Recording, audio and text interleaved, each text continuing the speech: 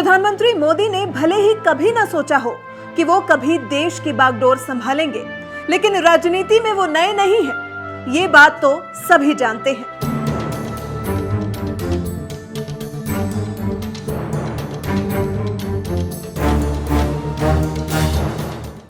PM Modi का राजनीतिक सफर बड़ा ही दिलचस्प रहा है। साल 1967 में 17 साल की उम्र में अहमदाबाद पहुंचकर राष्ट्रीय स्वयंसेवक संघ की सदस्यता लेने वाले नरेंद्र मोदी कई आंदोलन में शामिल हुए। कई साल तक राष्ट्रीय स्वयंसेवक संघ के प्रचारक रहे। बीजेपी की तरफ से कई राज्यों के प्रभारी भी बनाए गए। 2001 में केशुभाई पटेल को मुख्यमंत्री पद से हटाने के बाद मोदी को गुजरात की कमान सौंपी गई। फिर 2002 के चुनाव में मोदी ने जीत दर्ज की। फिर 2007 और 2012 में भी मोदी ने जीत दर्ज कर गुजरात के मुख्यमंत्री होने का पद संभाला। हालांकि 2014 में जब लोकसभा चुनाव हुए तो मोदी को प्रधानमंत्री पद का उम्मीदवार बनाया गया और एनडीए ने मोदी लहर में बहुमत के साथ जीत हासिल की, जिससे साफ जाहिर है कि पीएम मोदी को अपने राजनीतिक करियर का बहुत बड़ा अनुभव है। और आज साल 2019 में जब एक बार फिर लोकसभा चुनाव का दौर जारी है तो ऐसा लगता है मानो देश की जनता एक बार फिर पीएम मोदी को सत्ता की कुर्सी पर विराजमान देखना चाहती है। इसी बीच पीएम मोदी ने बॉलीवुड सुपरस्टार अक्षय कुमार को एक इंटरव्यू दिया, वो भी राजनीति से जुड़ा नहीं बल्कि पूरी तरह निजी इंटरव्यू, जिसमें पीएम मोदी से सिर्फ और सिर्फ उनकी निजी जिंदगी से जुड़े सवाल किए गए और पीएम मोदी ने भी बड़ी सादगी के साथ अपनी निजी जिंदगी के बेहतरीन पहलुओं को दुनिया के साथ साझा किया।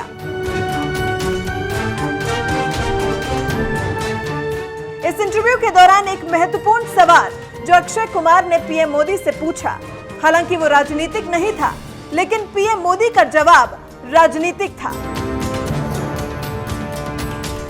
सवाल था, ऐसी एक कोई वैल्यूएबल चीज जो मोदी मुख्यमंत्री बनने के बाद जब प्रधानमंत्री बने तो अपने साथ लेकर आए हो।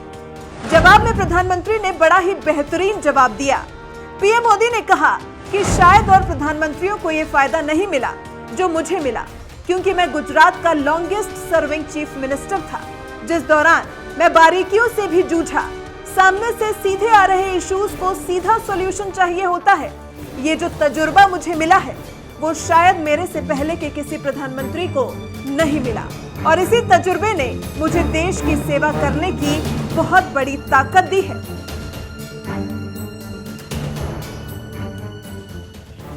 अगर मैं वैसे ये पूरी बातचीत आपने पहले ही मुझे कहा कि मैं तो कोई राजनीति की चर्चा करना नहीं चाहता, नहीं। लेकिन कुछ मात्रा में मैं कह सकता हूं कि प्रधानमंत्री बनते समय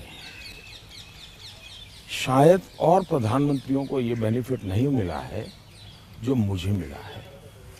देश में इतने प्रधानमंत्री हो गए जी, इतने प्रधानमंत्रियों को ये बेनिफिट नहीं मिला है जो मुझे मिला है। वो ये है कि मैं लंबे अरसे तक मुख्यमंत्री रह के आया हूं और मैं गुजरात का लॉन्गेस्ट सर्विंग चीफ मिनिस्टर था। चीफ मिनिस्टर होने के नाते आपको बारीकियों से जुड़ना पड़ता है, बारीकियों से काम करना पड़ता है। आपको इश्यू आपके सामने सीधे आते हैं, सॉल्यूशन आपको सीधा करना पड़ता है। ये तजुर्बा शायद मेरे पहले के किसी प्रधानमंत्री को नहीं मिला, इतना सद्भाग्य नहीं मिला। देवगौड़ा साहब मुख्यमंत्री रहे थे, लेकिन बहुत अल्पकाल के लिए। मैं बहुत लंबा रहा हूँ।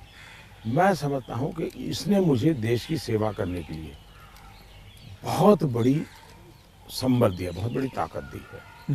ये मैं अपना एक मान सकता हूं कि वहां से मैं लेकर के आया। इसी तजुर्बे को पीएम मोदी मानते हैं कि चीफ मिनिस्टर बनने के बाद प्राइम मिनिस्टर बनने पर यही एक वैल्यूएबल चीज थी जो वो अपने साथ लेकर दिल्ली आए थे। पीएम मोदी ने बहुत ही शानदार तरीके से अक्षय के हर सवाल का जवाब दिया। किसी को नहीं पता होगा कि इस निजी सवाल का जवाब ये भी हो सकता है, क्योंकि चीजें तो साथ लाने के लिए बहुत सारी हो सकती हैं, लेकिन जो चीज तजुर्बा जो पीएम मोदी अपने साथ लेकर आए उसका फायदा पूरे देश को मिला और पीएम मोदी ने देश को बुलंदियों तक पहुंचाने में कोई कोर कसर नहीं छोड़ी।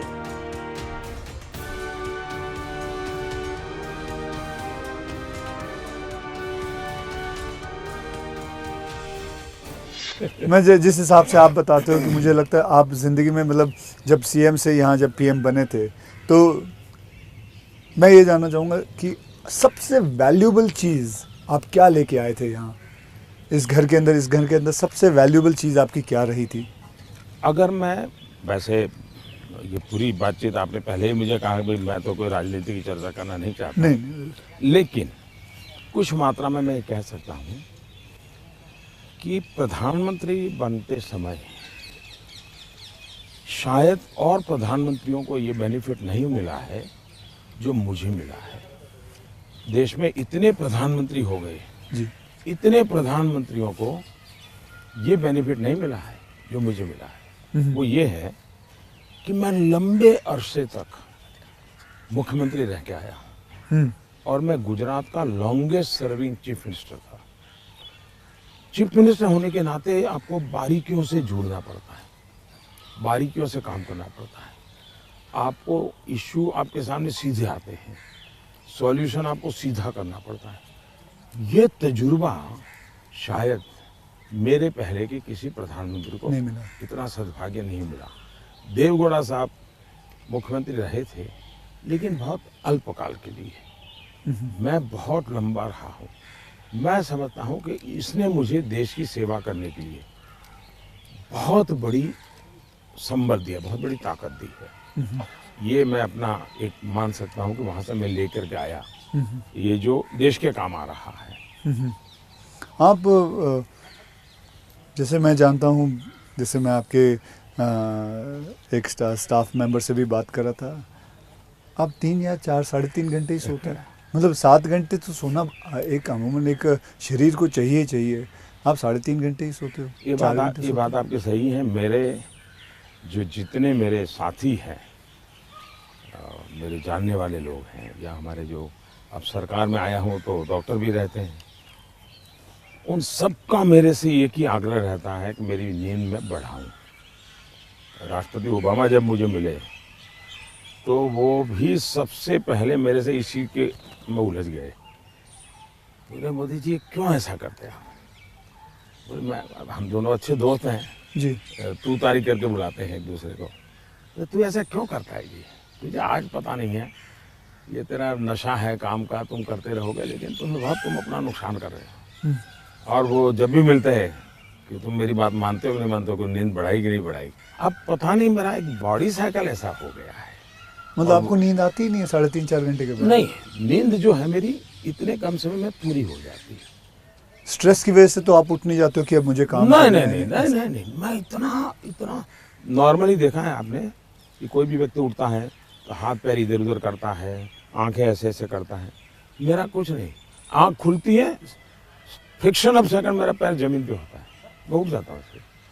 उठता मैंने बिस्तर पे उठता वैसा नहीं, बिस्तर से भी बाहर होता हूँ।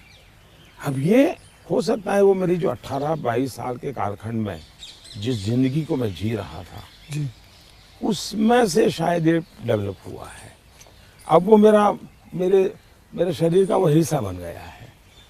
तो अच्छा। लेकिन मैं, जैसा आपने कहा रिटायर्ड होने के बाद क्या करोगे, तो पहला काम मैं नींद कैसे बढ़ाऊं, इस पर सोचूंगा। कहाँ बैठोगे? आ जाओ। आज आपके सारे कागज पड़े हैं। कोई बात नहीं, आ जाओ। तो आपको कभी, मैं ये जानना चाहूँगा, वैसे कई लोग जानना चाहेंगे कि नरेंद्र मोदी जी को जब जुकाम लगता है तो वो क्या लेते हैं?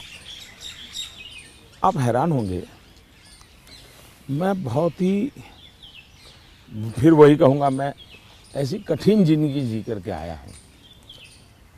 तो डॉक्टर क्या होता है, ये महंगी दवाइयाँ क्या होती हैं, सोफिस्टिकेटेड क्या होता है, वो सब आप आयुर्वेदिक पे बहुत विश्वास करते हैं? मैं बताता हूँ। आयुर्वेद के बजाय कैसी जिंदगी है।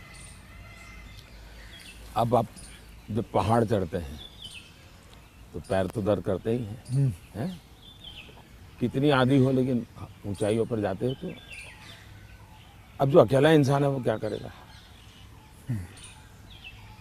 मालिश वाले को तो कुछ नहीं कर ऐसे रहा, वैसे किसी तो को होते नहीं है, क्या फिजियोथेरेपी नहीं करा सकता, मसाज नहीं करवा सकता।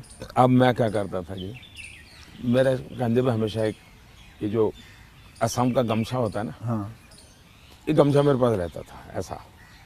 तो मैं जैसे उसको ऐसे पैर पे बांध देता था पूरा, और बीच में एक छोटी लकड़ी तोड़ करके पैर से लगा देता था। फिर इसको मैं कर्व करता था, अच्छा, तो प्रेशर आता था। ऐसा पूरे बॉडी को मैं अपना मसाज खुद ऐसा तरीका रखता था मैं। तो ऐसी चीज़ें मैं इवॉल्व करता था।